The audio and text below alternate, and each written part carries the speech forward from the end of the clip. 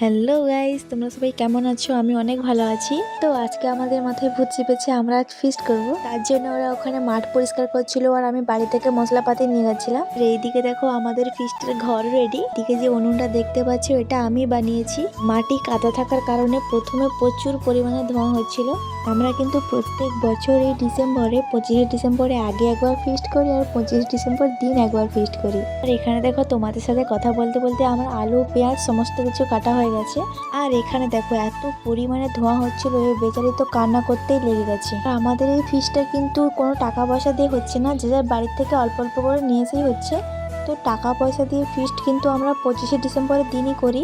আমরা আজ কিন্তু মোট 6জনই ফিস্ট করছিলাম। রাতে করবো ভেবেছিলাম, যেহেতু আমাদের সবাই ক্ষুদে সদস্য তার জন্য দিনের বেলাতেই করে নিচ্ছি। আর ওইদিকে দেখো কলা পাতা কাটা হচ্ছে, কিন্তু প্রত্যেকবারই কলা পাতাতে করে খাই। কলা পাতাতে খেলে একটা আলাদাই মজা লাগে। আমাদের আজকে মেনু ছিল ডিমের ঝোল, চাট আর আলু ভাজা। ভাবে খোলা মাঠে বসে কিন্তু ফিস্ট করতে খুবই মজা লাগে। এখন কিন্তু আমাদের রান্না বান্না পুরোপুরি ভাবে শেষ। এখানে দেখতে পাচ্ছ সবাই কলা পাতা নিয়ে বসে পড়েছে, আর আমি এখানে একটা থালাতে করে ভাত নিয়ে নিচ্ছিলাম, ওইখান থেকেই সবাইকে দেবো। এখানে কলা পাতা ধুয়ে সবাইকে দিয়ে দিচ্ছিল। আর সোনু দেখো একাই দুটো থালা নিয়ে বসে পড়েছে। এখানে তো সবাই বসে পড়েছে, আর এরপর তো সবাইকে ভাত, আলু ভাজা, ঝোল, চাট সবকিছু দিয়ে দিয়েছে। আর তারপর আমরাও বসে পড়েছি। তারপর আমাদের সবার খাওয়া দাওয়া শেষ হয়ে গেছে। বন্ধুরা, তোমরা এভাবে কে কে ফিস্ট করো আমাকে অবশ্যই কমেন্টে জানিও। আর আমার এই ভিডিওটা এই পর্যন্তই দেখাচ্ছে, পরের ভিডিওতে টাটা বাই বাই।